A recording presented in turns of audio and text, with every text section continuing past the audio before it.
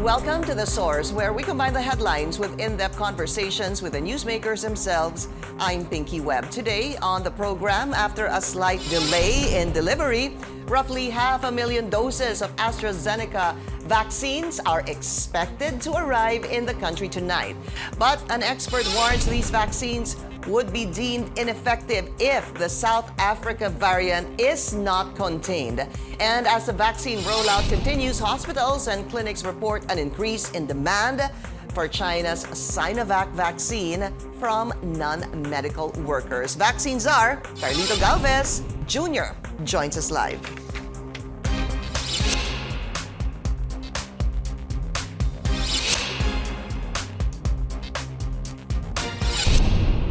Local experts are reviewing data on AstraZeneca vaccine's efficacy following concerns it could be ineffective against the more transmissible South Africa variant. The Octa Research Group says AstraZeneca's efficacy against the new variant decreased from 70 to 10%.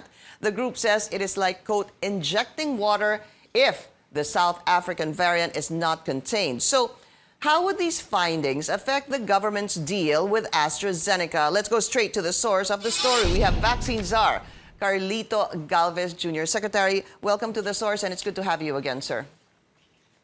Thank you, Pinky, and maraming salamat po sa pag-imbita nyo. Magandang umaga po sa inyo. Good news, we have you today on very good news as well, Secretary. Yung AstraZeneca po is expected to arrive tonight at 7:30. Can you tell us the latest on this? Saan ho ba manggagaling yung AstraZeneca vaccines? Ang AstraZeneca vaccine po ay manggagaling po yan sa South Korean bio, pero manggagaling po sa warehouse nila sa Europe. We have information na lumipad na po yung aeroplano, and we are confirming that it will arrive at 7:30. At nag po ang ating diplomatic corps dahil kasi po we will have a symbolic reception by the president, and also we invited all the members of the EU government na nag-donate po ng kanilang mga resources for this AstraZeneca, including UK and also Norway, Spain, and other countries in Europe. Where exactly is it coming from?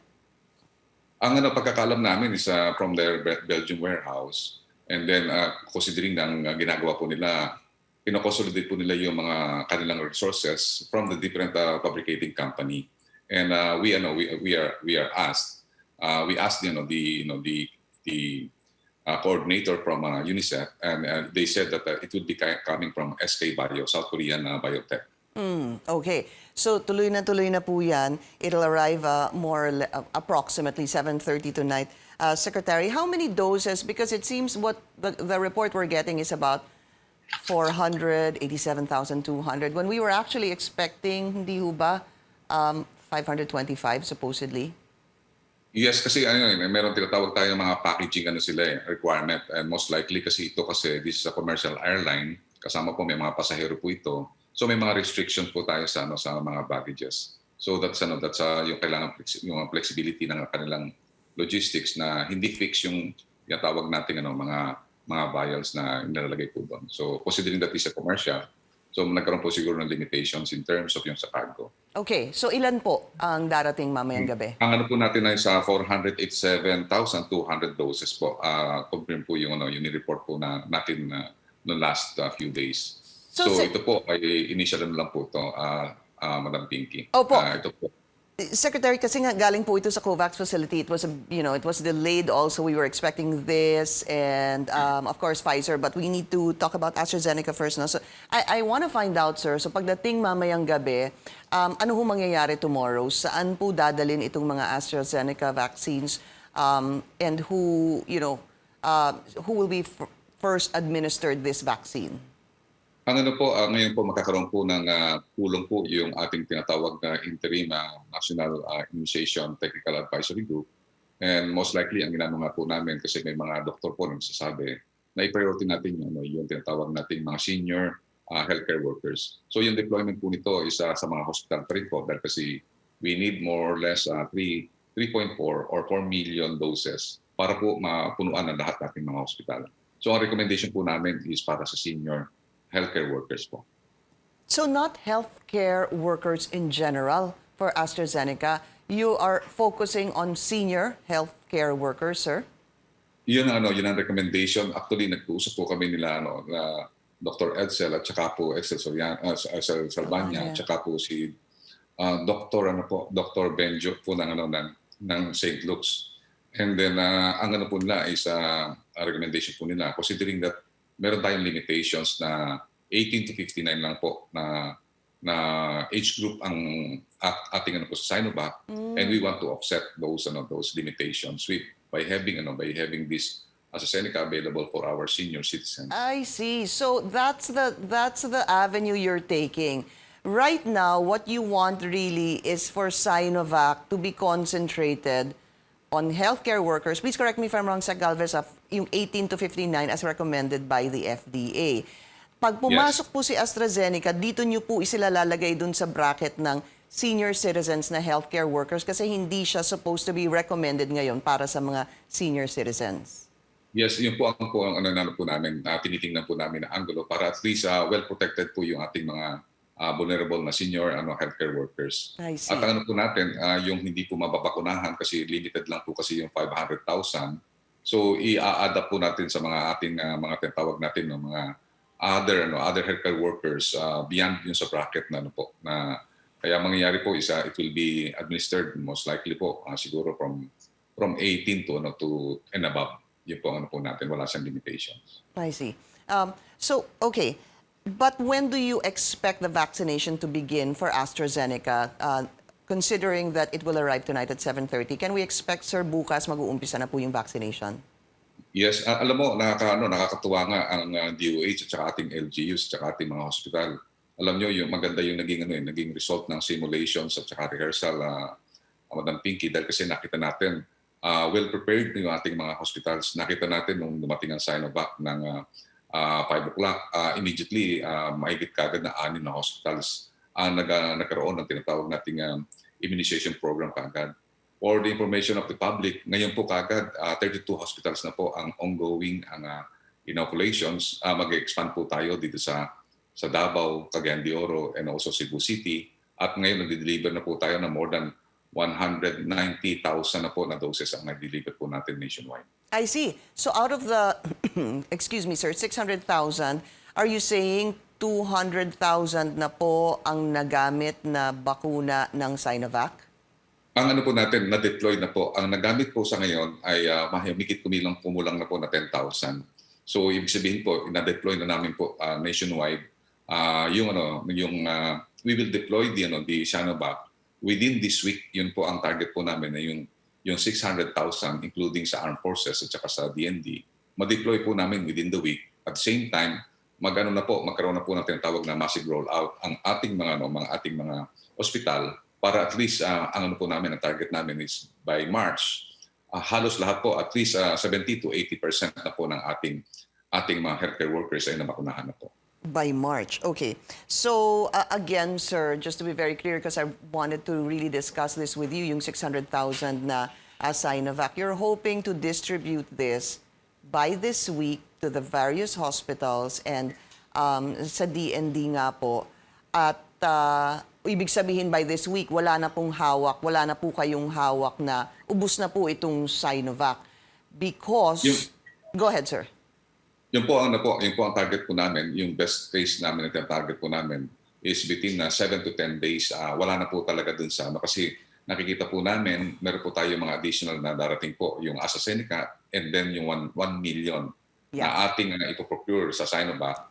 More or less darating po yan mga third week po ng March. So yun po ang ginagawa po namin, and we are also hoping na yung 3.5 million na ipangako po ng COVAX ay dumating din po this coming March, kasi ang pangako po nila is magkaroon po ng more or less 35% out of those 5.2 to 9.2 na million na ipangako po nila sa first at second quarter. Ang dami ho kasi nating I mean, right now, we need to concentrate, sir, on the Sinovac, the 600,000 that arrived, and then the less than 500,000 na AstraZeneca na parating ngayon. So it's the same formula you're hoping to do with AstraZeneca, that within 7 to 10 days, madidistribute na po ninyo itong mga bakuna na ito. Tama, sir?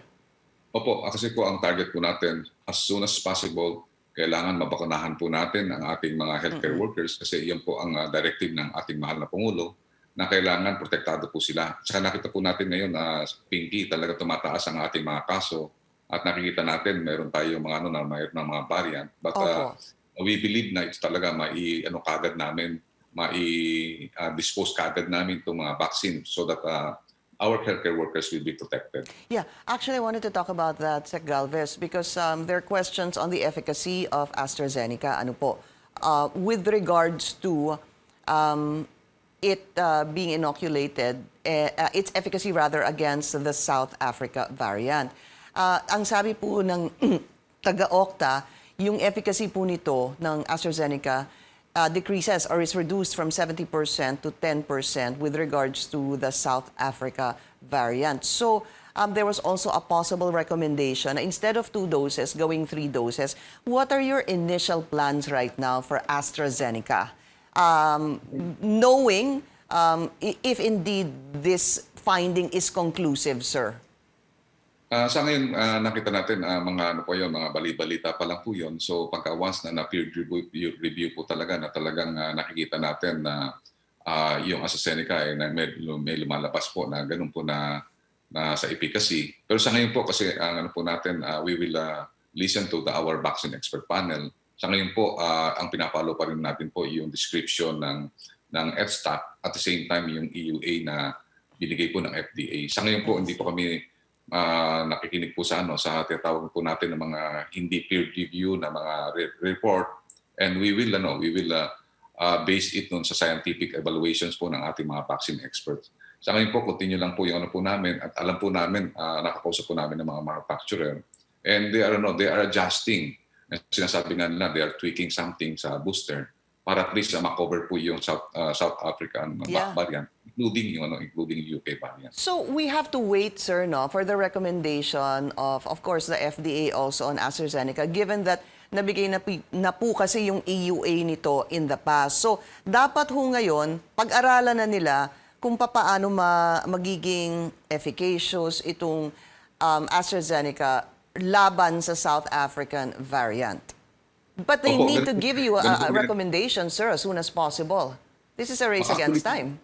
Actually po, ma'am, meron po tayong mga tinatawag na even yung mga international consultants na talagang titingnan po yung efficacy ng lahat ng mga ating mga portfolio sa iba-ibang mga bansa, especially yung Pfizer, pinag-aaralan na rin, yung AstraZeneca, and then also yung mga deployment ng Moderna, and even Sinovac, Sinopharm, and even yung ating sa Russia, yung Sputnik 5, Sputnik B. Ang natin ngayon, madam, is talagang we are seeing that the other manufacturers also are really adapting to the variant. Tinitingnan nila kung paano natin nila matutweak yung tinatawag natin yung mga boosters, and also yung kanilang formula dun sa ginagawa nilang mga vaccine. So nag-a-adjust po sila. Lahat po sila nag-a-adjust po, and then I believe, we just believe on science na kaya po natin i-cope po yung mga tinatawag nating maka-adapt po yung ating mga vaccine dito po sa mga variant ito. At magtiwala po tayo sa science at saka sa mga vaccine manufacturers that they can handle this thing. We need to take a very short break, Secretary Galvez. When we return, still so much to discuss after Sinovac. When can we expect the next batch of Sinovac and then the next batch of AstraZeneca vaccines and other vaccines, even Pfizer? Kailan ho kaya darating ito? We'll be taking a very short break. The Source will be right back.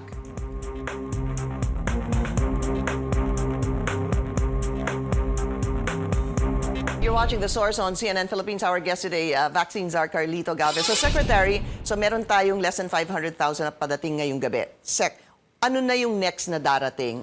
Sinovac ho ba? Ang tanong ko sa Sinovac, because napirmahan na ho ba itong purchase or supply agreement? Nag-usap na po tayo ng EFSTAC, and I believe ang EFSTAC po nagbigay na po ng favorable approval for the procurement of another 1 million Sinovac. So yung PO po, pipirmahan po namin ni Secretary Duque ngayon. And then after that, ang maganda po sa Sinovac, mayroon silang incremental increases ng mga deployment. So most likely we will be requesting another 2 million for April. and another 3 million for May, and maybe 5 million sa June and August. So to complete yung 25 million na kanilang ang kanilang pangako sa atin at saka order natin. Opo. And then later we are leaving for India this coming March 9 to 12. Opo. And then we will closing in yung aming supply agreement sa Novavax. And we are appealing na magkaroon ng early deployment ang Novavax this coming second quarter. I see. So second quarter po ang po natin, ang pwede po nating maasahan is yung 2.6 million na in order po sa AstraZeneca ng ating private sector at saka LGU. And at the same time yung itong Novavax, we are trying to have some millions of doses maybe dito is coming May and June. So yun ang nakita nating perspective, and also we are still negotiating with Moderna and hopefully ma-close namin yung supply agreement. Yun nga po, inano rin namin at least yung mga few 100,000 doses ay makakapos po ng this coming May. So yun po ang inano po namin na makakalap po kami ng mga or more or less 19 million na volumes this coming second quarter po. 19 million by the second quarter. I remember, Sec, when we were talking about Novavax before, ang target nun was third or even fourth quarter of the year. So now you're looking at the second quarter of this year. So there's a lot of numbers that you talked about. So I just want to sift through that. So number one, you're expecting Sinovac 1 million doses this month. March, ano ho kaya ang dating? Kasi I'm asking lang, sir, para alam natin kung anong susunod na aasahan ng mga Pilipino. Kasi by the time dumating si AstraZeneca mamayang gabi, 7 to 10 days, hopefully we need another batch coming in, sir. Opo, ang ano po natin, you've got 1 million, more or less sa third quarter po yan, more or less third week ng March, maybe March 21 and onwards. So yun ang maganda lang sa China, pagka nagsabi sila ng date, talaga pong yan po nila yun. So madidelayed lang yun 1 or 2 days. Opo. So masahan po natin na March 21 to 30, darating na po yung 1 million. And at the same time, titingnan po natin kung meron po tayo makukuha po ng mga volumes from the COVAX. Kasi ang COVAX po, more or less meron po tayong 3 million just in case na dumating na po ang AstraZeneca. Kasi ang ano po nila is at least 3.5 million or 35% ng pinakako po nila na 9.5 million. So yun po ang inaasahan po natin ngayong first quarter, more or less 5.1 million. And then yung second quarter, we wanted to have yung 19 million kasi ang instruction po natin, mahal na presidente, pagka meron po tayong enough stockpile ng vaccine, ay mag-o-open na po tayo ng economy at saka magkakaroon na po tayo ng face-to-face education. Opo, I did hear the President say that, Secretary. So, again, Sinovac hopefully by the third week of March. Ito ho bang March na to, meron pa tayong pwedeng asahan? I mean, quite frankly, meron pa ba kayong inaasahan na AstraZeneca second batch within March, or are you looking more at April already? Yes, ang inano namin, magkakaroon po siguro, inaasahan po namin ngayong March. Now, hopefully, we will appeal to the COVAX facility and also with the WHO na sana dumating din po yung ating second batch ng AstraZeneca. At the same time, yung pangako po ni CEO ng Pfizer na dumating din po yung Pfizer na pinangako nila na 117 million. Yeah. That's 150,000. Sec, what's the latest on that? Because I know that you already sent the indemnity agreement with Pfizer. Has Pfizer come back to us with their reply to the indemnity agreement? Ano na ho yung latest sa Pfizer? Ang latest po sa Pfizer is binigyan po tayo ng letter ng WHO addressed to the President na nakausap po nila yung CEO ng Pfizer, and the WHO director said that they should honor yung pangako dito sa Pilipinas. And the WHO World Health Organization director said that they promised that the Pfizer volumes that had been promised to us will be given as promised also by the CEO of Pfizer. So we will just have some sort of signing of a side letter for the indemnification agreement. Yun lang po ang latest po na binigay po sa Yeah, amin. but what's causing the delay, sir? Kasi ilang linggo na po natin pinag-uusapan tong indemnity agreement with Pfizer. Eh. What's the stumbling block? What's keeping it from happening or being delivered? Ang nakikita ko pa rin na talaga yung supply problem natin na shortfall because alam po natin na US ginagamit niya talaga majority of the vaccine that they are using are Pfizer and Moderna. And now that meron na yung Johnson & Johnson, they're planning to really, nakita natin talaga yung the US and other countries in Europe, they have really still a problem of their own. So that ang ginagawa po nila, yung location ng mga manufacturer po nito talagang ang ginagawa po yung nakakaroon na po talaga ng withhold na po nila yung mga volumes. That's why meron kaming informations na maybe US will loosen up its hold maybe by May or June or July when they already sizably inoculated most of their population. So yun po ang nakita ng analysis ng namin. We have a consultant. They said that most likely Europe and the US will loosen up the volumes by the end of second quarter or beginning of third quarter. Napanood ko din po yun, Secretary, sa news na kapag medyo kontento na sila sa kanilang mga bansa, ay pwede na silang mamahagi o, they can start sending out or giving away some of what could be their extras. But we need to take a very short break again. We will be right back.